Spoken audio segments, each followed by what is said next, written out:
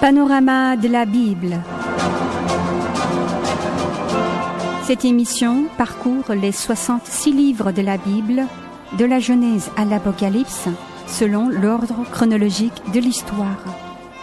Elle explique la parole de Dieu de manière simple et claire, non seulement aux nouveaux chrétiens, mais aussi aux fidèles de longue date et à tous ceux qui désirent connaître la Bible.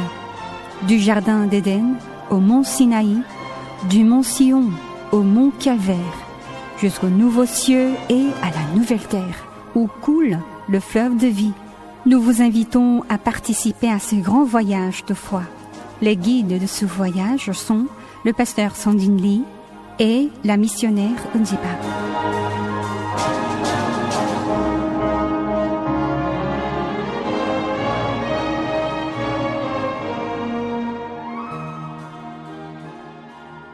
Bonjour à tous.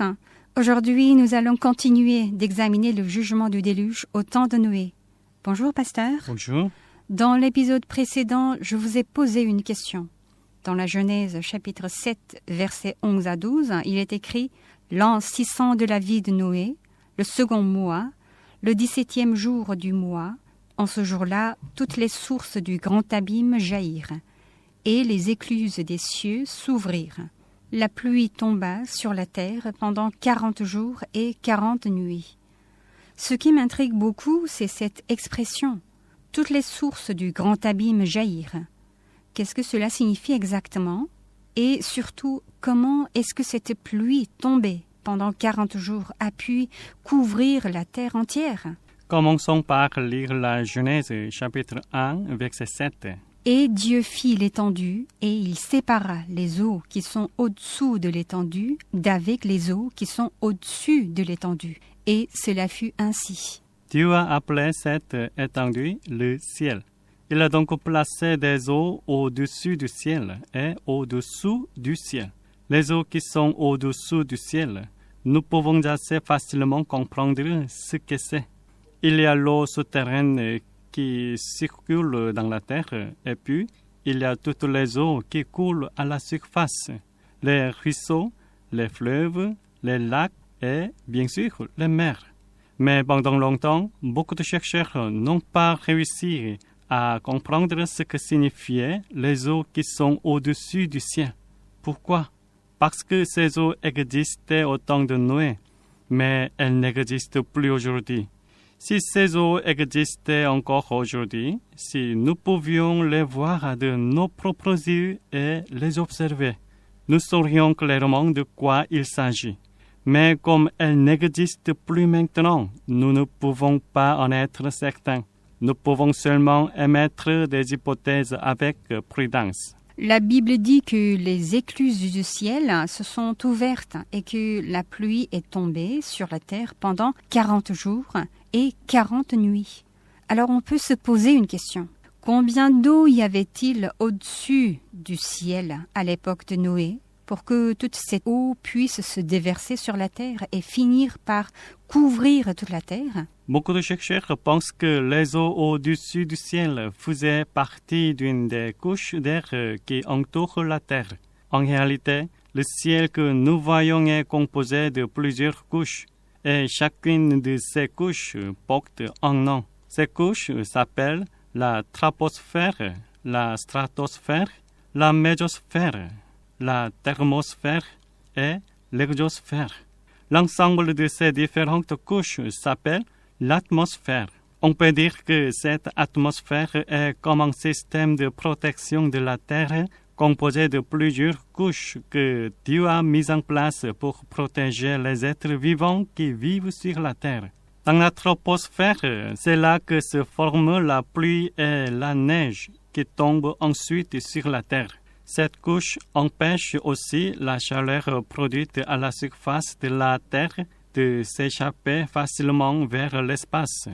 Les rayons ultraviolets que le soleil émet pourraient avoir des effets très dangereux pour les êtres vivants s'ils arrivaient directement sur la Terre.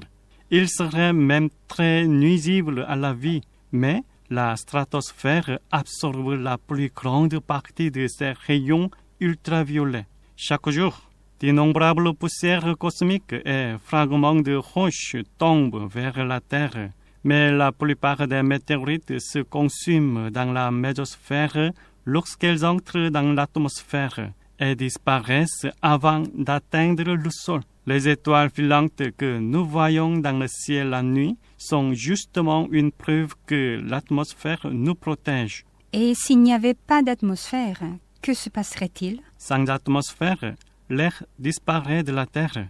Et sans air, les êtres vivants ne peuvent pas respirer. Donc, ils meurent tous. Sans air, même en plein jour, la lumière du soleil ne se diffuse pas. On ne voit plus un ciel bleu, mais un ciel noir.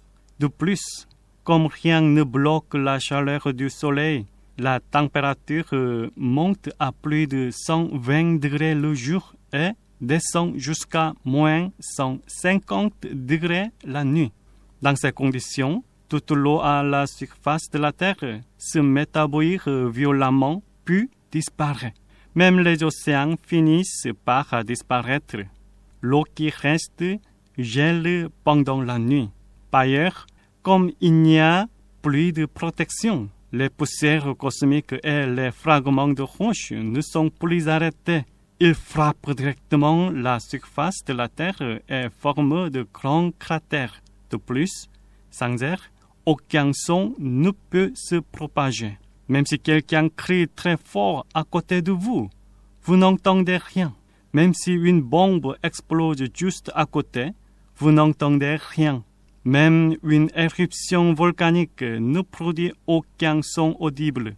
Ainsi, sans atmosphère, la Terre devient un environnement où non seulement l'humanité, mais aussi toutes les formes de vie ont du mal à survivre. Les phénomènes que je viens d'expliquer, qui se produisent en l'absence d'atmosphère, sont en lien avec les événements de la fin des temps mentionnés dans le chapitre 6 de l'Apocalypse.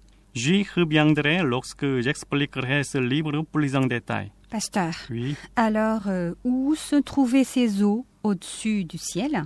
Dans quelle partie de l'atmosphère étaient-elles? Nous ne savons pas exactement où elles se trouvaient. Cependant, certains chercheurs supposent qu'il existait une couche composée d'eau quelque part dans l'atmosphère. Ils pensent que cette couche a été détruite au moment du déluge de Noé et une quantité immense d'eau est tombée sur la terre. Si on suppose que cette énorme masse d'eau venue du ciel, ajoutée aux eaux souterraines qui ont jailli, a recouvert toute la terre, un problème se pose. En effet, si la terre entière a été remplie d'eau provenant de la pluie et des sources souterraines, cette eau devrait encore être là aujourd'hui, puisqu'elle ne peut pas simplement disparaître. C'est comme si on remplissait d'eau une boule fermée. Tant qu'on ne fait pas de trou pour laisser l'eau s'écouler, l'eau reste à l'intérieur, n'est-ce pas? Oui, c'est exactement cela. En pensant de cette manière, il est plus facile de comprendre. Si toute l'eau qui se trouvait dans le ciel est descendue sur la terre, et si toutes les eaux souterraines sont remontées à la surface pour recouvrir toute la terre, alors cette eau aurait dû rester sur la terre. À moins qu'il n'y ait eu une ouverture pour que cette eau puisse s'échapper dans l'espace, elle ne pourrait pas simplement disparaître.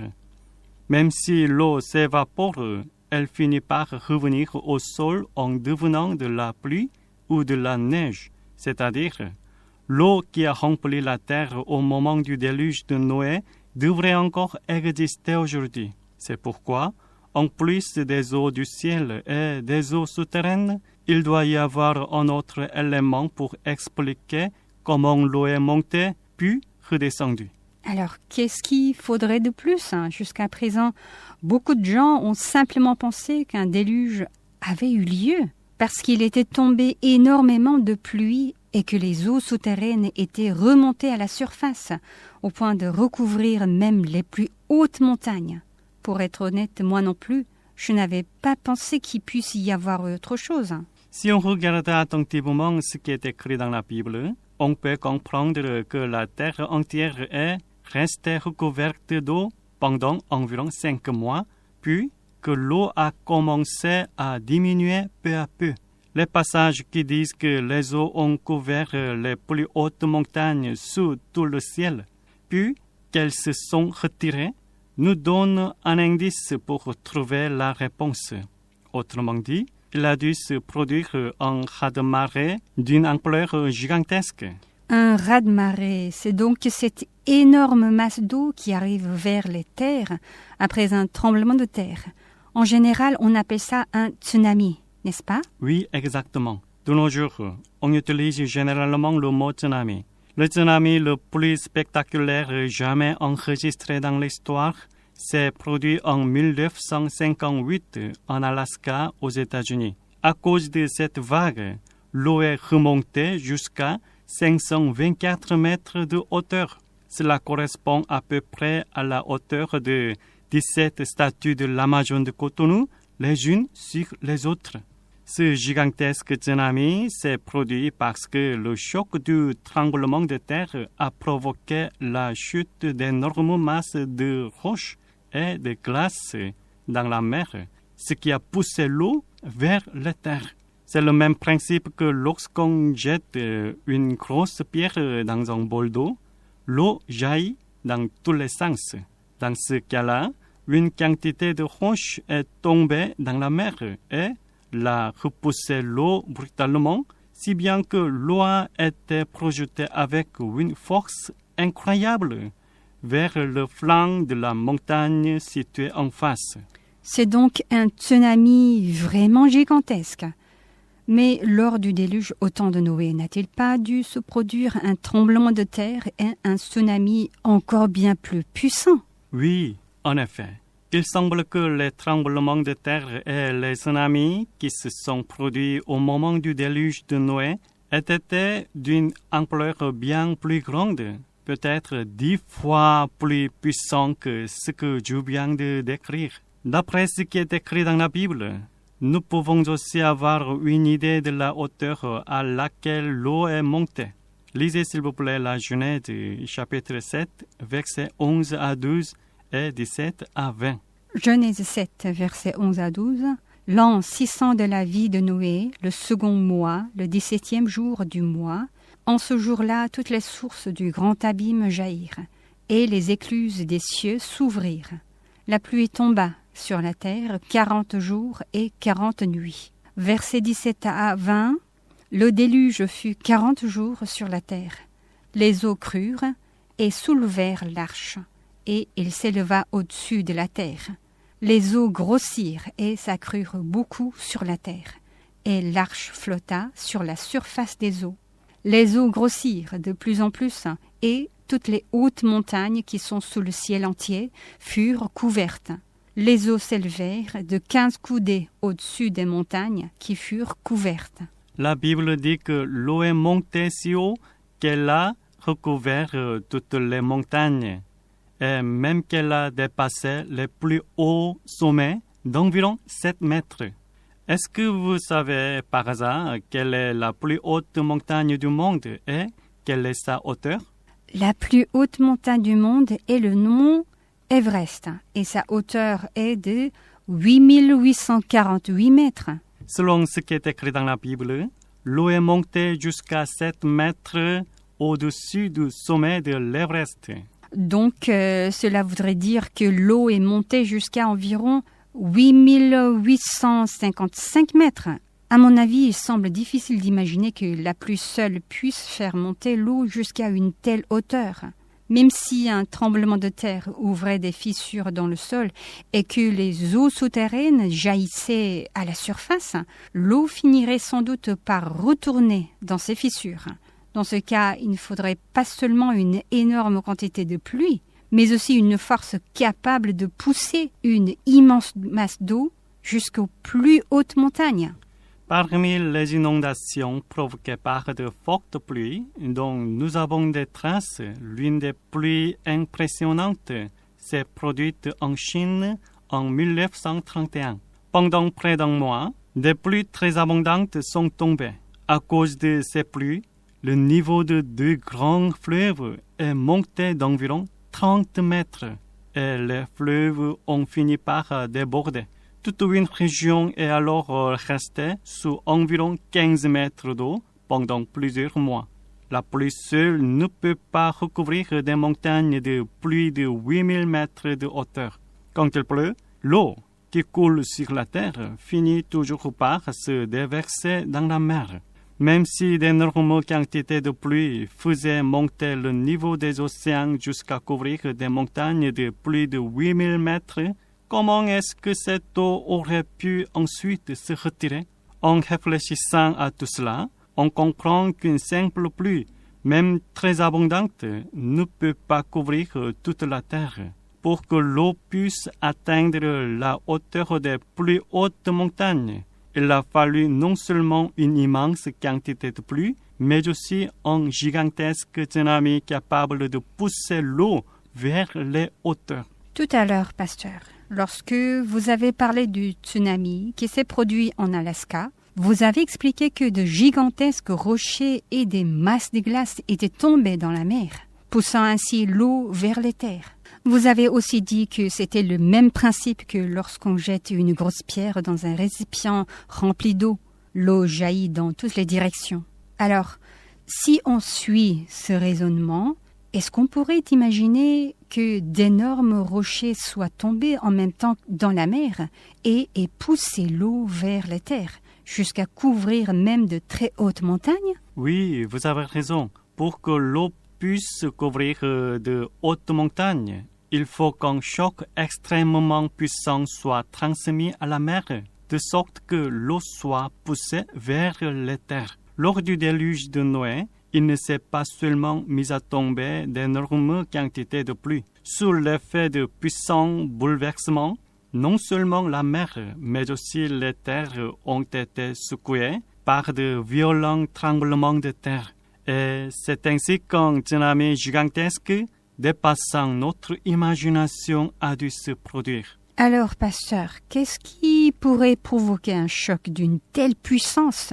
Comment la mer et les terres pourraient-elles être frappées par un choc aussi violent? Un tel choc pourrait se produire si un grand nombre de grosses météorites tombaient en même temps dans la mer. Cette hypothèse a déjà été proposée par des scientifiques.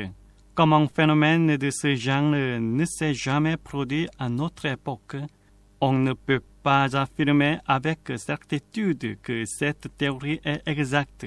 Cependant, plusieurs chercheurs ont réalisé des simulations qui montrent qu'un astéroïde a pu frapper la Terre au moment du déluge de Noé. Parmi les scientifiques qui défendent cette idée, l'un des plus connus est Bruce Massey. Après avoir analysé les histoires du déluge présentées dans différentes régions du monde, il les a mises en relation avec un événement astronomique.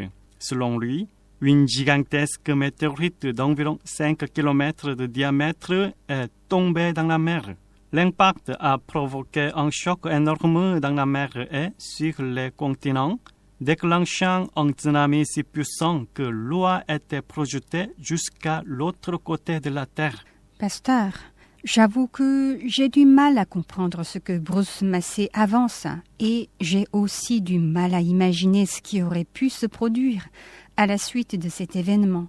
Pourriez-vous nous l'expliquer un peu plus simplement et plus en détail? Oui, comme je l'ai dit tout à l'heure, l'humanité n'a encore jamais connu une collision de météorites d'une telle ampleur. Il est donc difficile d'imaginer la puissance de l'impact et les phénomènes qui pourraient en résulter. Je vais donc essayer de l'expliquer par une comparaison. En général, la vitesse d'une comète qui se déplace dans l'espace est d'environ 20 km par seconde. Autrement dit, elle parcourt 20 km en 1 seconde. Si une météorite d'environ 5 km de diamètre frappe la Terre à une vitesse de 20 km par seconde, l'énergie libérée et la force du choc dépassent largement notre imagination. La puissance destructrice d'un tel impact est comparable à celle d'un milliard de bombes atomiques explosant en même temps. Si une météorite d'une telle puissance tombe dans la mer, le choc fait vibrer toute la croûte terrestre. Près du point d'impact, l'eau de mer se vaporise instantanément et forme une énorme quantité de vapeur d'eau qui peut provoquer de fortes pluies. En effet, lorsqu'une météorite traverse l'atmosphère terrestre, elle devient une véritable boule de feu. Au point d'impact, la température peut atteindre près de 30 000 degrés. Sous une telle chaleur, tous les êtres vivants situés à plusieurs centaines de kilomètres meurent sur le coup. À cause de cette immense boule de feu, l'eau de mer s'évapore presque instantanément.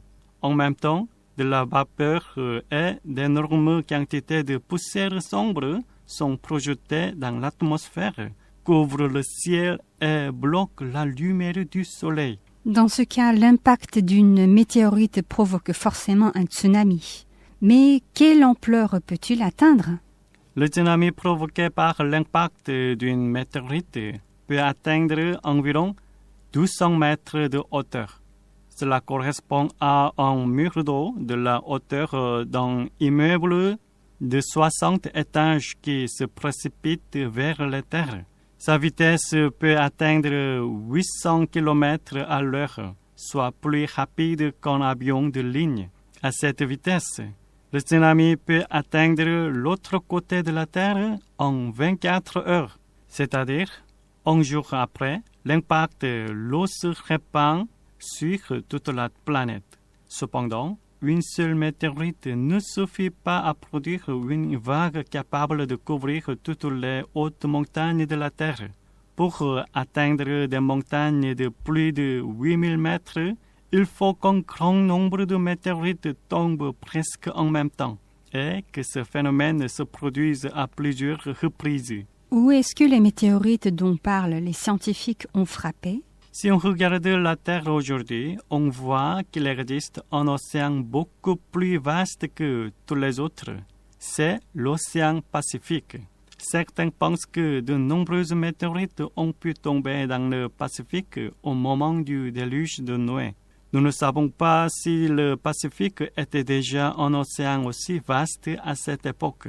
Mais aujourd'hui, le Pacifique se distingue par son immense étendue et sa grande profondeur. Comme vous le savez, l'eau coule toujours des endroits élevés vers les endroits plus bas.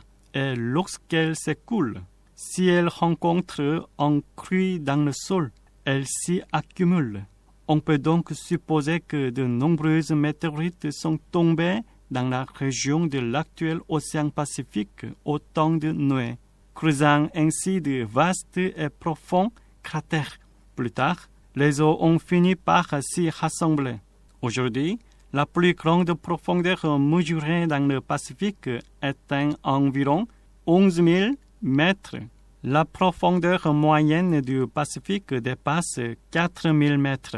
L'océan Atlantique et l'océan Indien sont eux aussi très profonds, mais le Pacifique reste le plus profond. Cela peut nous amener à penser que de gigantesques météorites ont pu tomber en grand nombre dans cette région. Lorsque ces tsunamis provoqués par la chute de météorites ont commencé à avancer depuis les côtes vers les terres et à monter progressivement vers des régions plus élevées, les gens ont probablement eu l'impression que l'eau jaillissait du sol et couvrait la terre. Pasteur, Oui. Quand vous avez parlé tout à l'heure du déluge de Noé, en disant que, en plus de la pluie, il y a eu des tremblements de terre et même d'énormes tsunamis provoqués par l'impact de météorites. Je dois avouer que, au début, j'étais un peu surprise. Franchement, j'avais du mal à imaginer que cela se soit passé comme ça. Mais en écoutant vos explications et en y réfléchissant, je me dis que ce n'est pas finalement pas si impossible.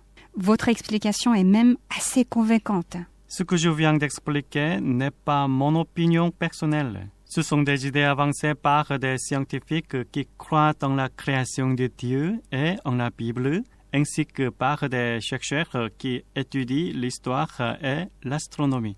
Je ne suis pas d'accord à 100% avec tout ce qu'ils affirment, mais parmi leurs hypothèses, je choisis celle qui me semble les plus raisonnables et les plus utiles pour expliquer et éclairer ce qui est écrit dans la Bible. Pasteur, Oui. est-ce qu'il existe d'autres éléments qui pourraient appuyer l'idée qu'une météorite est entrée en collision avec la Terre au moment du déluge de Noé? Et après ce déluge, quels changements ont pu se produire dans le monde?